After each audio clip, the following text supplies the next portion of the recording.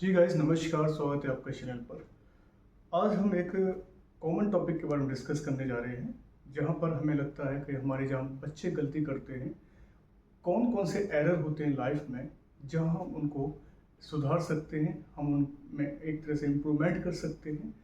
क्या क्या decision makings होते हैं, क्या लीडरशिप होती है, और कैसे कैसे हमारे पास एक कह सकते हैं ना कि बहुत सारे समस्याएं आ जाती हैं और हमारे पास उनका सॉल्यूशन नहीं होता है, तो हम उसको सॉल्यूशन को कैसे लेके आए, है ना।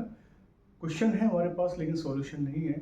और कई सारे एग्ज़ाम्स में मैक्सिमम बच्चे गलती करते हैं, चाहे वो एकेडमिक एग्ज़ाम्स हो, चाहे कंपटीशन वाले एग्ज़ाम्स हो, चाहे अदर एग्ज़ाम्स हो। ठीक है, कोई भी क्विज़ हो, वहाँ पर हम कंसंट्रेट करके काम नहीं कर पाते हैं, और ना ही हम डिसीजन मेक कर पाते हैं कि इसका राइट आंसर कैसा रहेगा और कैसे हम इसको पूरी तरह से आंसर को ओके कर सकते हैं। ठीक है, कई सारी कन्फ्यूजन होती हैं बच्चों को एग्ज़ाम में, और कैसे क्वेश्चन का आंसर कैसे देना है और किस तरह से इसको मतलब मेथड के थ्रू या ट्रिक के थ्रू हमें काम करना है। तो मैं यहाँ पर एक ट्रिक्स बताने जा रहा हूँ कि किस तरह से हमको 100 में से 80 नंबर या 100 में से 70 नंबर अचीव करने हैं। एग्जाम्पल मैं दे रहा हूँ कि 100 मार्क्स का पेपर है, तो 100 मार्क्स से कैसे हमको, कहते हैं बिना पढ़े भी कुछ लोग पास होते हैं। तो एक तुक्का होता है कि भाई 100 में से 5-7 बच्चे पास भी हो जाते हैं, लेकिन वो तुक्का भी थोड़ा सेंसिबल होना चाहिए, है ना। थोड़ा उसका सेंस होना चाहिए कि बच्चे ने लगाया तो है, तुक्का वही लगा पा रहा है जिसने पढ़ा भी हो, है ना। जैसे सपोज अगर किसी ने 50 क्वेश्चन कर दिए, तो 20 क्वेश्चन वो ऐसे कर सकता है ताकि उस 50 क्वेश्चन से ही, उसने जो 50 क्वेश्चन अटेम्प्ट किए हैं, उस 50 क्वेश्चन को अटेम्प्ट करने में जो भी नॉलेज उसने गेन की थी, उसका वो 20 से 25 क्वेश्चन वो एक्स्ट्रा एडवांटेज में वो ले सकता है। ठीक है, मतलब मीनिंग हुआ, मैसेज हुआ इस वीडियो का कि एक बच्चे के पास मैक्सिमम क्वारी होती है, मैक्सिमम समस्याएं होती हैं, है ना। प्रॉब्लम्स आती है, प्रॉब्लम सॉल्विंग करता है बच्चा, डिसीजन मेक करता है बच्चा, है ना। कई सारी चीज़ों को वो एक तरह से लेकर पजल हो जाता है, और वो लॉजिकल, मतलब जो लॉजिकल रीजनिंग है वो भी नहीं लगा पाता है ना। जो उसके अंदर क्वेश्चन करने की क्षमता है, कैपेसिटी है, वो भी नहीं कर पाता है ना। एक बहुत बड़ा एक रोल प्ले होता है कि हम एग्ज़ाम को कैसे फाइट करें, और उस एग्ज़ाम में फाइट करते समय कौन कौन सी चुनौतियाँ आती हैं, वो सारी चीज़ें हम यहाँ पर डिस्कस कर रहे हैं। ठीक है, फर्स्ट ऑफ ऑल क्या है कि जैसे हम कोई एग्ज़ाम बीट करना चाहते हैं स्टूडेंट्स, लाइक कई सारे एग्जाम्स, आईआईटी भी है, आपका नीट का एग्ज़ाम पेपर है ना, आपका पीएससी के पेपर हैं, आपका यूपीएससी का पेपर है, आपका एसएससी का पेपर है ना, आपका अदर जो एग्ज़ाम्स होते हैं लाइक वनडे एग्ज़ाम्स जो भी होते हैं, वनडे एग्ज़ाम्स, वनडे में एसएससी भी आ जाता है, वनडे एग्ज़ाम्स होते हैं।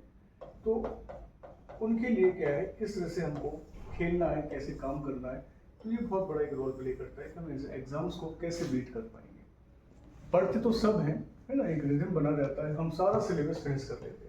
जो भी सिलेबस दिया जाता है वो सिलेबस हमें ख़त्म करना पड़ता है, हम उसे पढ़ भी लेते हैं। लेकिन पढ़ने के तरीके भी कई अलग अलग होते हैं, डिफरेंट टाइप के मोड होते हैं, जो बच्चा पढ़ता है वो निकल जाता है।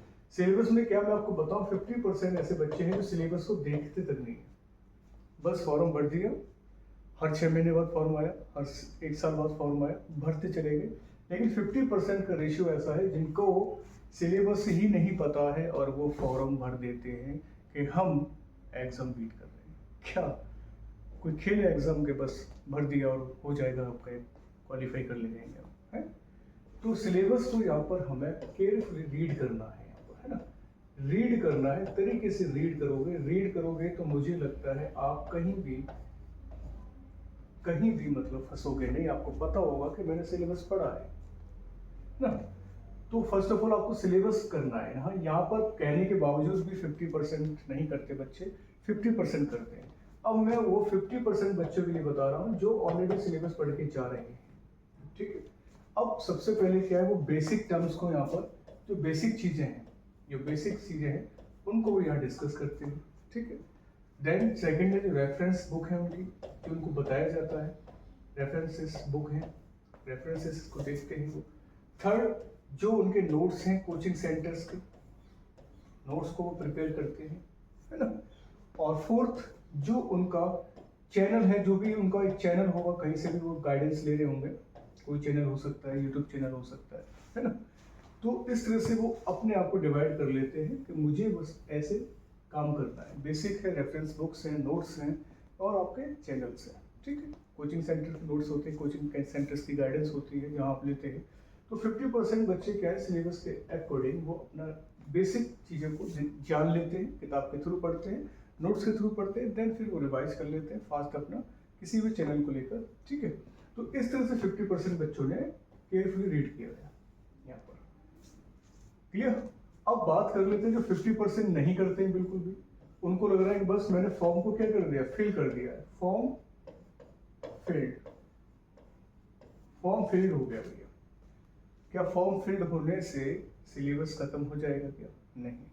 अब जो बच्चे सिलेबस को जानने की कोशिश नहीं कर रहे 50%, ये 50% डेटा आप देख लीजिए, कोई नहीं बताता है, ठीक है। रिसर्च करके ही लाया गया है ना, डिस्कस करके ही लाया गया है।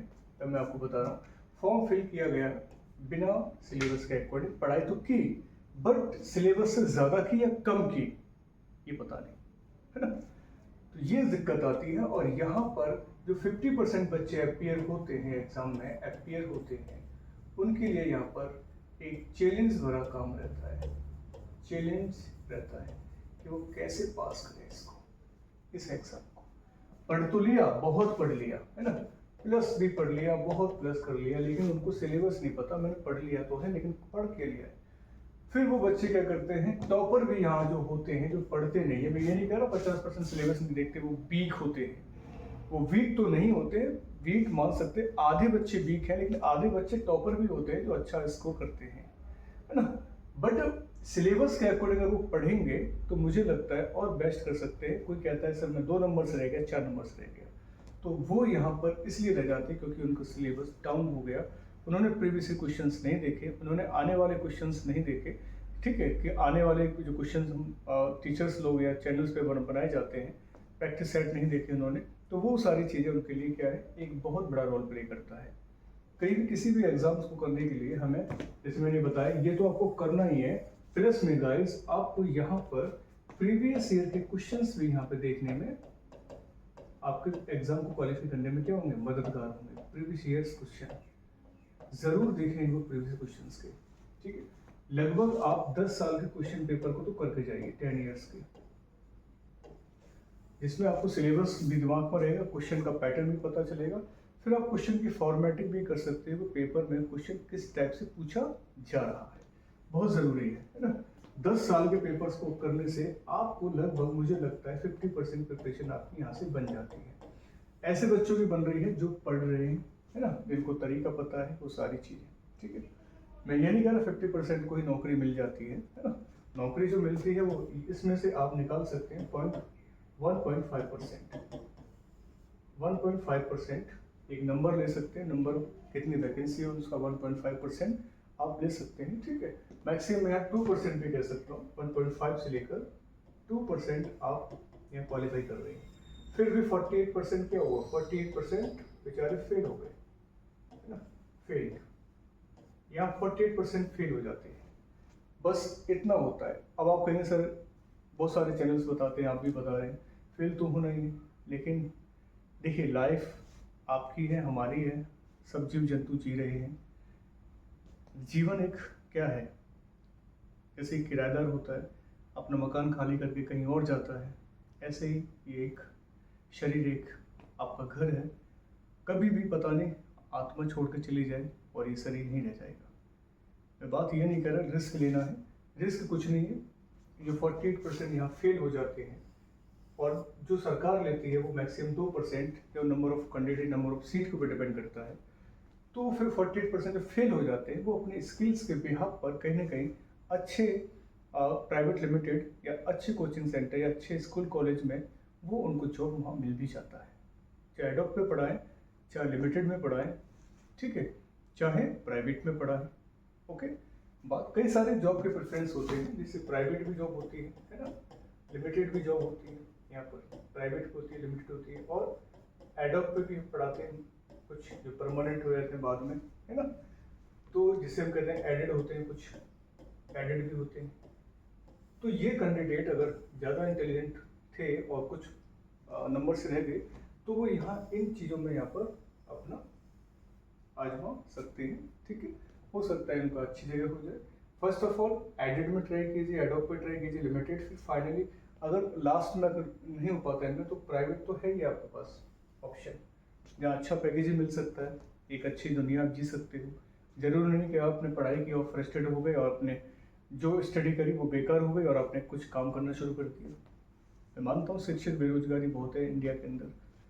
बेरोजगारी रिपोर्ट में भारत सरकार दिखाती है कि बहुत अच्छा स्कोर है, कम हुई है बेरोजगारी, लेकिन आप डेटा उठा के देखिए, भगवती समिति है उसने बनाई, बेरोजगारी कमेटी को बनाया, और बेरोजगारी कमेटी में कई सारे टाइप्स होते हैं अनएम्प्लॉयमेंट की।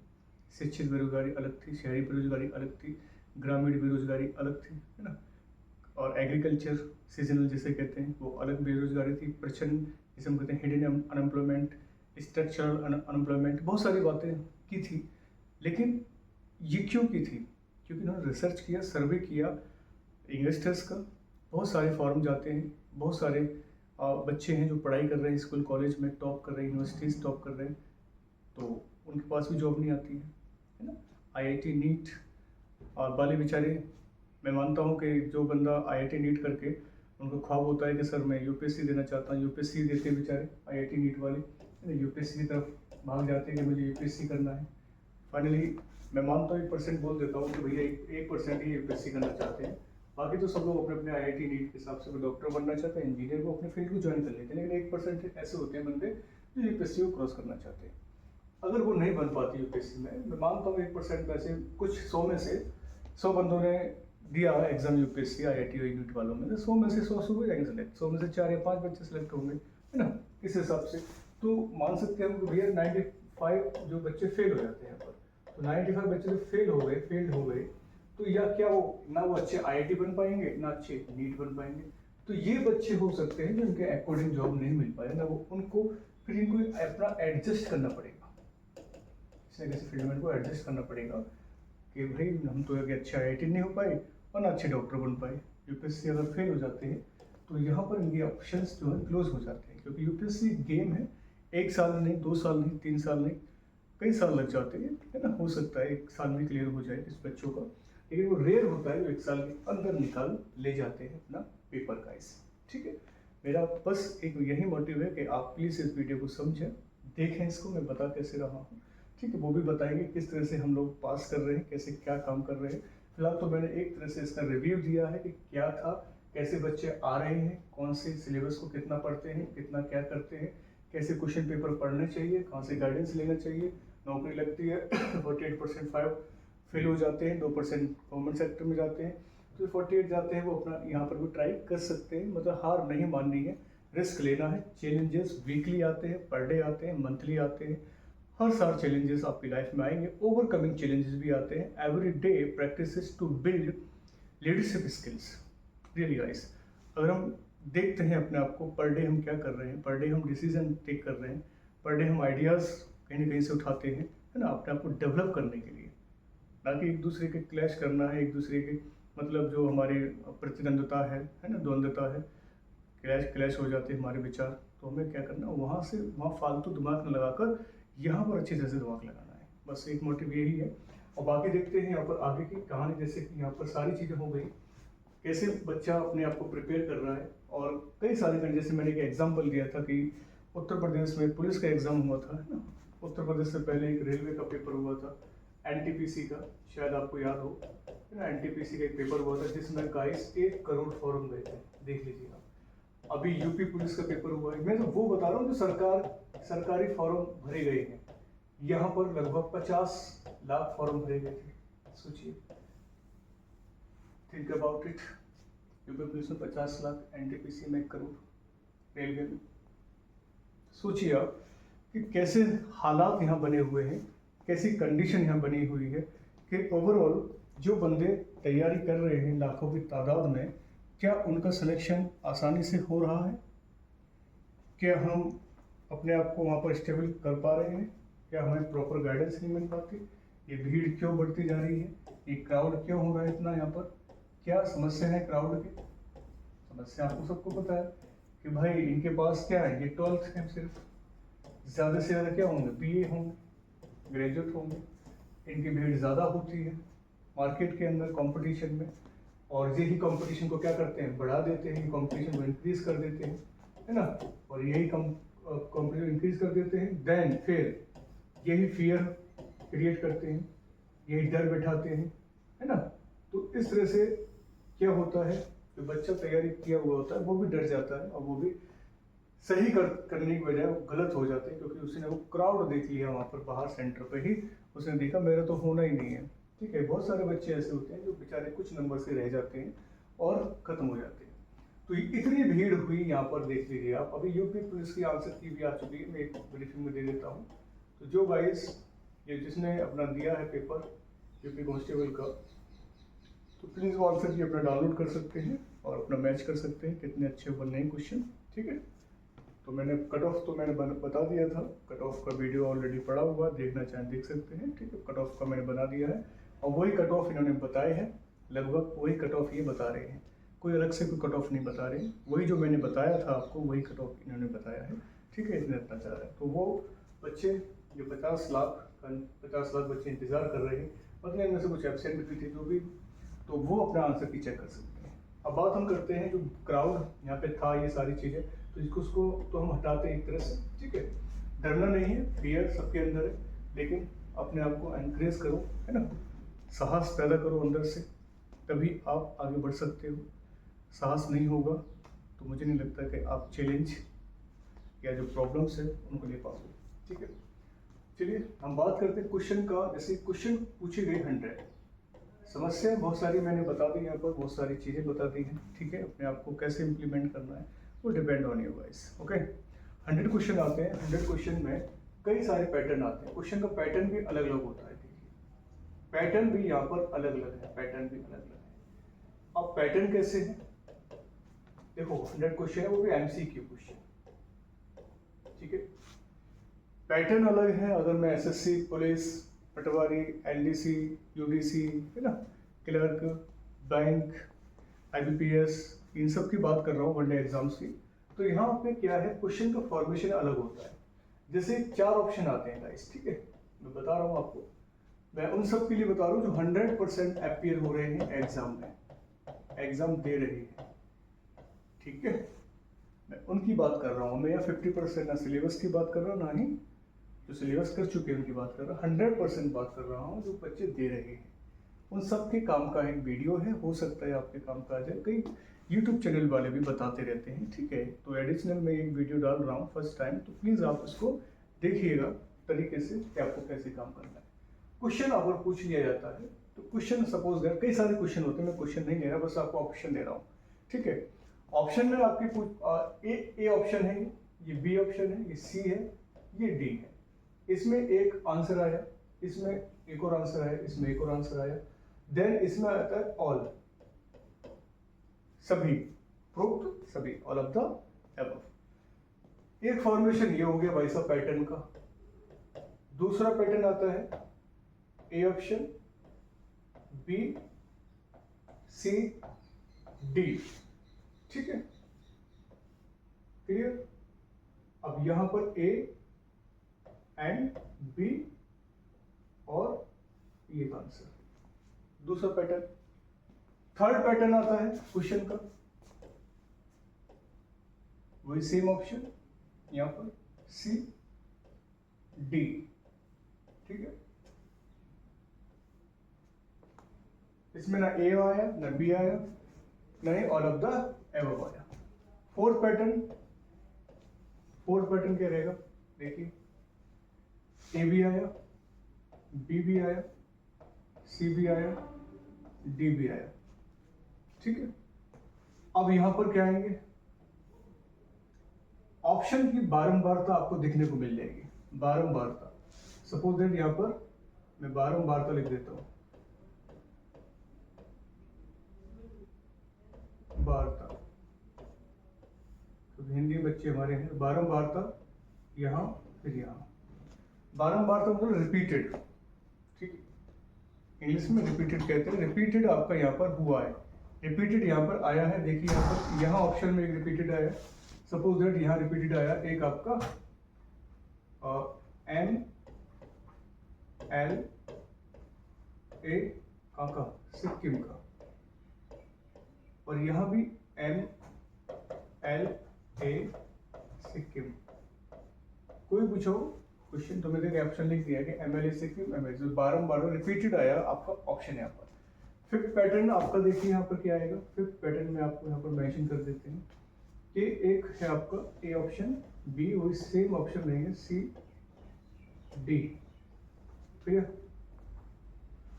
अब इसमें ऑप्शंस में कुछ ऐसे होते हैं क्रिटिकल वर्ड्स, फिफ्थ पैटर्न बता रहा हूं मैं, कुछ वर्ड ऐसे हो जो आपने पहली बार सुना है। फर्स्ट टाइम आपने क्या किया, फर्स्ट टाइम लिसन या वॉच, देखा है, पहली बार आपने सुना भी है, देखा भी है कि एक ऐसा एक इनक्रेडिबल या ऐसा एक आंसर है इसमें जो मैंने कभी देखा ही नहीं है, अजीब सा लग रहा है, कहते हैं ना अजीब सा, वेरी स्ट्रेंज है, तो आप इसको कह सकते हैं कि स्ट्रेंज है। यहाँ पर आपने पढ़ा ही नहीं है ना, तो इस तरह से एक पैटर्न है 1 2 3 4 5, और इसी पैटर्न में आपके सारे के सारे क्वेश्चन वहां पर बनते हैं। ठीक है, एक में ऑल था, एक में ए और बी है, एक में क्या है एमएलए आ गया है, एक में एमएलए बारंबार आ रही है, एक में क्या है आपका स्ट्रेंज है, आपने देखा ही नहीं, और एक में आ रहा है आपका इसी क्वेश्चन का आंसर क्या है, छोटा है बड़ा है ना। इस तरह से हम लोग गैस कर लेते हैं, तो एक छोटा सा आइडिया है। कुछ बच्चे ऐसे होते हैं कि जहाँ देखा अगर क्वेश्चन आ ही नहीं रहा है तो उसने देखा यार इसका तो बड़ा आंसर तो ये दिख रहा है मुझे, इसका मार देते हैं, इसलिए मैंने इसको लास्ट में लिखा है, इसको 6 ऑप्शन को। ठीक है, अब सातवां कौन सा है, जो आपको आता है। ठीक है, सातवां मतलब जो आपको आता है, आपने पूरे श्योर है इसमें। अब यहाँ खेल किस पे सकते हैं, गेम है ये, सरकार आपसे गेम खिलाती है, इसकी तैयारी करते हैं आप, कौन सा आपको एग्जाम बीट करना है। तो गाइस आप इस तरह से एक पैटर्न को समझ सकते हैं। ठीक है, तो ये इम्पोर्टेंट पैटर्न याद रखना। 100 क्वेश्चंस पूछे, एक हमने कल्पना की है, ठीक है, एक एग्जाम्पल लिया है, तो अब क्वेश्चन में आ जाता है कि जो आपको आता है वो तो आप आसानी से कर रहे हैं यहाँ पर। ठीक है, कोई इशू नहीं। 100 क्वेश्चन आए, 100 में से आपने जो भी आपने तैयारी की थी, किसी की भी थ्रू तैयारी की आपने, तो वह 100 में से आपने 60 क्वेश्चन को आराम से कर लिया। ठीक है, 60 क्वेश्चन आराम से आपने बना लिए। अब कट ऑफ जाने वाला है आपका 100 में से कितना जा रहा है कट ऑफ, यही लिखते थे, कट ऑफ जा रहा है आपका 100 में से 80 क्वेश्चन तो आपको करना ही है, कट ऑफ में लेके आना है अपने आप को। क्वालिफाई तो आपने कर लिया, लेकिन कट ऑफ में बाहर आउट हो जाएंगे आप, तो 80 नंबर आपको यहाँ पर लेके आने हैं। अब 20 क्वेश्चन आपको इस पैटर्न से निकालने हैं, मैं क्या कह रहा हूँ समझना है। 20 क्वेश्चन आपको इस पैटर्न से निकालने हैं, तभी आपका कट ऑफ में नंबर आएगा और आप सिलेक्शन तक पहुंचेंगे गाइस। ठीक है, फर्स्ट ऑफ ऑल क्या है, पहला जो क्वेश्चन यहाँ दे रखा है, जो ऑल वाले हैं, जो ऑल तो आते ही हैं, हर पेपर में ऑल वाले आते हैं, तो मैं ये नहीं कह रहा कि भाई इसको आपकी मर्जी नहीं मारना है, लेकिन यहाँ मारने का मतलब है 80% आपका ये राइट हो सकता है, 20% रिस्क हो सकता है। मैं ये भी कह रहा हूँ, अगर आपको पता है तो आप इसको ऑल ऑफ द अबव में ही टिक करेंगे। क्लियर, 80% राइट हो सकता है, 20% रिस्क है, 100% नहीं। अगर आप खेल सकते हो तो कर सकते हो नेगेटिव मार्किंग के साथ। ठीक है, ऐसे बच्चे जो तैयारी कर रहे हैं विदाउट मार्किंग वाले में बैठते हैं, आजकल तो हर पेपर में नेगेटिविटी आती है, नेगेटिव मार्किंग आ रही है, ऐसा तो है नहीं कहीं नेगेटिव मार्किंग नहीं हो। COT पेपर होते हैं आज, उनको भी नेगेटिव मार्किंग में ले लिया गया है ना, तो हर जगह नेगेटिव मार्किंग होती है, सिवाय जो आपके UGC नेट वगैरह होते हैं उनमें तो नहीं है। तो UGC नेट वाले में तो पूरा मार सकते हैं, कोई दिक्कत नहीं, ये उनके लिए है जिनका नेगेटिव मार्किंग आती है 1/4, 1/3 एंड 0.5। ठीक है, और दूसरा पैटर्न क्या होता है कि भाई ऑप्शन में आ रहा है ए और बी। अब ए और बी में आपको पता है, आपको ये भी नहीं पता है, आपको ये भी नहीं पता है, आपको ये भी नहीं पता है, तो आप खेल सकते हो भाई, ए और बी हो सकता है, मे भी राइट हो सकता है। 70% आपका यहाँ पर भी राइट बन जाता है। मैं ये नहीं कह रहा एक ही क्वेश्चन आएगा ए और बी का, हो सकता है 5-6 क्वेश्चन ए और बी के आए, 5-6 में से आपके अगर 2 भी ठीक हो जाते हैं तब भी आपकी नेगेटिव मार्किंग कवर हो जाएगी उससे। ठीक है, नेक्स्ट आ रहा है कि भाई सेम ऑप्शन यहाँ भी आ रहा है, सेम ऑप्शन यहाँ भी आ रहा है आपका। तो मुझे लगता है इसमें खेलना आसान हो जाता है। इसमें ऑप्शन मार दो, इसमें ऑप्शन मार दो, एक तो आपका राइट हो ही जाएगा। हो सकता है मे बी आपके दोनों राइट हो जाए, एक तो आपका बनता ही है। अगर आप दोनों खेलते हो एक साथ तो 90% आपका तब पॉसिबल रहता है सही होने का। ठीक है, पॉसिबिलिटी आपकी 90% है राइट होने की। एक तो आपका 90% में जाएगा ही। इन दोनों में से एक अगर सेम ऑप्शन आ रहे हैं तो आपका दो अगर आपके राइट हो गए तो वो आपका लक है 100% ना। तो एक तो आपका राइट है, ये एक गलत हो सकता है, कोई दिक्कत नहीं है, क्योंकि 4 अब गलत होंगे तभी तो एक सही जाएगा उसके साथ। Got it. रहा आपका 5th वाला कि भाई साहब आपने तो पढ़ा ही नहीं है, इसको पढ़ा ही नहीं है तो, और आपको लग रहा है कि यार स्ट्रेंज है इसका आंसर, तो वेरी स्ट्रेंज यार, है ना। लिसन वॉच आपने फर्स्ट टाइम ही किया है तो आप इस पे भी खेल सकते हैं, लेकिन इसका खेलने का मतलब हो गया कि आपका यहाँ पर 60% ही सही हो सकता है, 40% रिस्क वाला खेल है। ठीक है। और रहा 6 वाला जो आप खुद जानते हैं कि भाई जिसका बड़ा आंसर आ रहा है उसको आप क्या करो, क्लिक कर दो। यहाँ पर 70% आप यहाँ पर इसको खेल सकते हैं, 30% इसमें भी डाउट रहेगा। तो ये छोटा सा पैटर्न मैंने बताया है। बाकी देखो रिस्क तो है, मैंने 100% किसी में नहीं कहा है। जहाँ पॉसिबिलिटी बनती है 100% वो ये वाला है जो सेम ऑप्शन आ जाती है। कभी कभी आप दोनों लगा सकते हो। 3 क्वेश्चन के 3 आंसर आ रहे हैं तो तीनों लगा दो, एक तो बनेगा ही, हो सकता है 2 बन जाए। तो इस तरह से जो नहीं पढ़ा है उनके लिए कह रहा हूँ। बाकी पढ़ा हुआ आ रहा है तो ठीक है, पढ़े हुए वालों ने क्या कर दिए, 100 में से 60 क्वेश्चन तो कर दिए थे, लेकिन 20 नंबर ऐसे खींचने हैं आपको 20 क्वेश्चन से। तो 20 क्वेश्चन इस मेथड से आप खींचेंगे तो मुझे लगता है आराम से आप कर लेंगे। इतना बड़ा कोई टफ नहीं है खेल ये, बस कंसंट्रेट करना है, अपने डिसीजन मेक करने हैं, क्रिटिकल थिंकिंग्स, एम्पैथी, सिंपैथी, है ना, लीडरशिप, ये सारी चीज़ों को एक जगह रख कर पेपर को सॉल्व करेंगे तो मुझे लगता है आसानी होगा, आप एग्ज़ाम में अच्छा कर पाएंगे। नहीं तो डाइवर्जेंट थिंकिंग रहेगी कि मैंने तो इतनी सारी भीड़ देखी सेंटर पे, मेरा तो होगा ही नहीं, पॉसिबिलिटी नहीं कि मुझे जॉब मिल जाए। तो इस तरह की नेगेटिविटी लेके खेलोगे तो मुझे लगता है आपको जॉब क्या, आप कुछ भी नहीं कर पाओगे। तो वो नेगेटिविटी पहले हमें बाहर निकालनी है ना। हमें डिसीजन मेकिंग बनाना है परफेक्ट वाला कि यस मैं जा रहा हूँ या मैं जा रही हूँ एग्ज़ाम देने, तो मुझे परफेक्टली एक तरह से प्रिपेयर होके जाना है। जैसे आप घर से प्रिपेयर होके निकलते हो एग्ज़ाम सेंटर तक, ऐसे ही आपको एग्ज़ाम सेंटर के अंदर घुसना है, हंसते हंसते मुस्कुराते। क्या चल रहा है आसपास, क्या नहीं चल रहा है, आप सोचो मत, बस अपना पेपर पे फोकस करना है। मुझे लगता है आराम से आपका हो जाएगा। अगर आपने नहीं किया तो फिर आपके पास बहुत सारे नेगेटिव पॉइंट्स आएंगे जो आपके एग्ज़ाम को खराब कर सकते हैं। चलिए, छोटा सा वीडियो है, अच्छा लगे गाइस शेयर कर दिया करें, मैं नहीं बोलता हूँ, ठीक है। तो आप थोड़ा देखा करें, समझा करें इन चीज़ों को, है ना। लाइक कर दिया करें और सब्सक्राइब किया करें चैनल को। चलिए, कोई इशू आता है, कोई क्वेश्चन आता है तो प्लीज़ कमेंट कीजिएगा। नमस्कार, जय हिंद।